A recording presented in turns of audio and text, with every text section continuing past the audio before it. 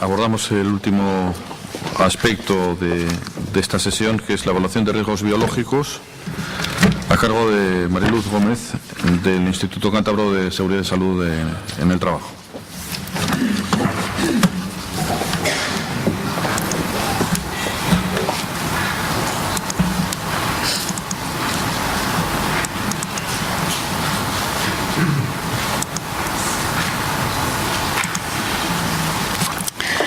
Hola, buenos días a todos. Bueno, repetir el agradecimiento por estar aquí, además desde hora tan temprana, a todos vosotros. Y yo voy a procurar ser muy breve. Tal como han expuesto mis compañeros, este intento de evaluación de un barco de pesca coge muchas variables y no vamos a tratar todas de ellas. Entonces, yo os voy a contar de una manera breve la posibilidad de riesgos biológicos que hay en este tipo de actividad y cómo poder hacer esa evaluación de riesgos. Tener claro que, tal y como ha dicho Aitor, según ha intervenido, la mayor limitación de este campo es que no tenemos datos. Entonces, vamos a intentar hacer una evaluación de riesgos teórica con los riesgos que conocemos que existen. Para ello nos vamos a basar en la normativa que tenemos actualmente. Entre ello, el Real Decreto, el 664/97, que nos define que los agentes biológicos como microorganismos, con inclusión de los genéticamente modificados, cultivos celulares, endoparásitos humanos, susceptibles de originar cualquier tipo de infección, alergia o toxicidad. Dentro de este Real Decreto, en el anexo 1, se recogen aquellas actividades que tienen manipulación de agentes biológicos sin intención de manipularlos como tal. Además, la guía técnica del Instituto nos indica cómo poder hacer una evaluación de riesgos y nos dice que para ello debemos de tener en cuenta la naturaleza del agente biológico y a qué grupo pertenece, en cuál le vamos a clasificar, el grado de ese agente biológico, qué cantidad de él vamos a manipular, qué concentración va a tener y cuánto tiempo vamos a estar expuestos a ese agente.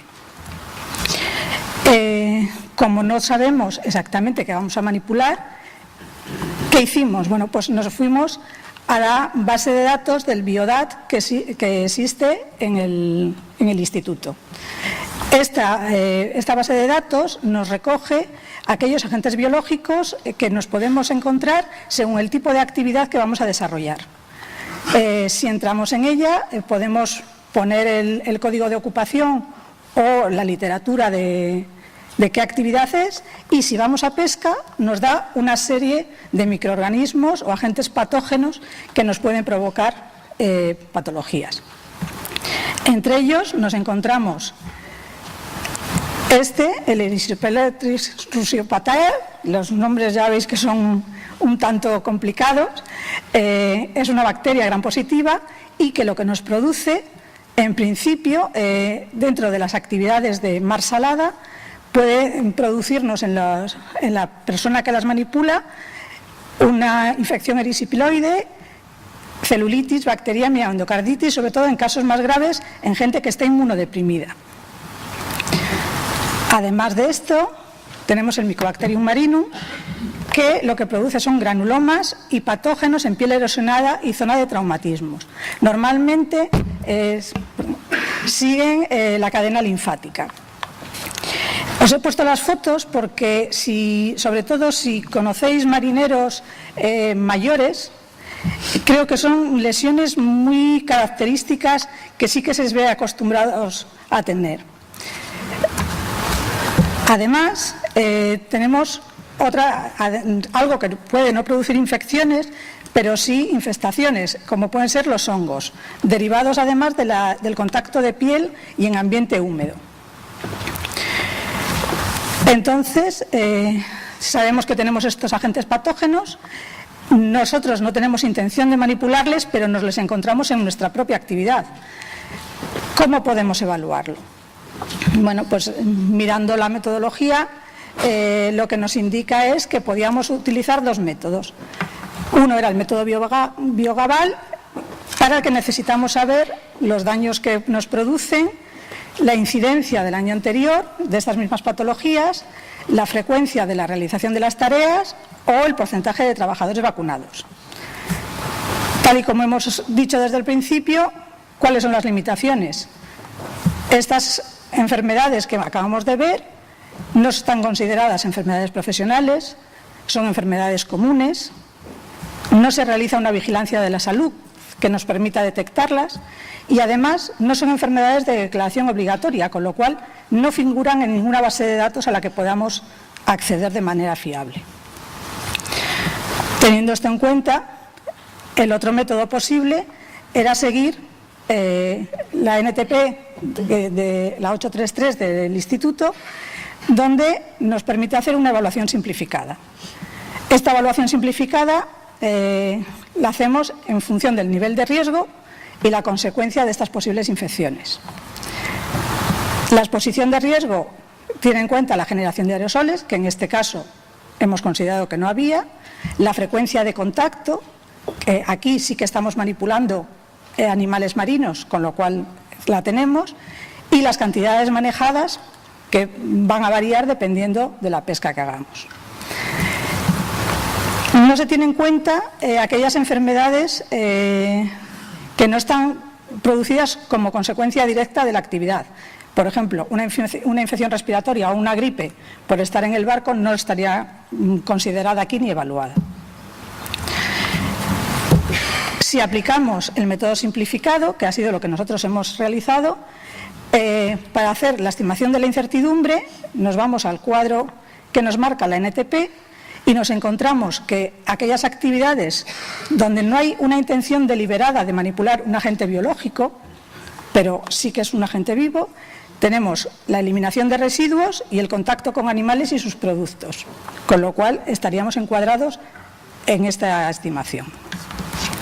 Si además estimamos la exposición que va a tener el marinero al realizar su actividad, nos encontramos que la frecuencia de contacto se ha considerado que está manipulando pescado, peces y en ambiente marino entre un 20 y un 70% de la jornada, con lo cual entraríamos en una exposición media por un menor cantidad del 75% de la jornada. Y además tiene un manejo de animales y productos, todos los peces y todo lo que sube cuando suben los aparejos. Consecuencias valorado de esto es que el riesgo infeccioso puede causar enfermedad o puede suponer un riesgo para los trabajadores de manera poco probable. No consideramos que eso sea importante. Y si existe una profilaxis o un tratamiento eficaz que nos lo pueda evitar. Si hacemos la matriz con el cruce de estas variables, lo que nos aparece es que el nivel potencial de riesgo de agentes infecciosos, estos microorganismos estaban considerados como un grupo 2 y la probabilidad habíamos dicho que era media, con lo cual nos da un nivel potencial de 3. Además, en aquellos agentes no contaminantes, no infecciosos, también están considerados en un grupo 2 y el nivel es medio, con lo cual nos da un nivel de 2. Si nos vamos a lo que nos dice la literatura de esta NTP, lo que nos dice es que el riesgo potencial de 3 para agentes infecciosos y de 2 para agentes contaminantes no infecciosos, nos dice que las medidas preventivas deben ser tomadas lo antes posible.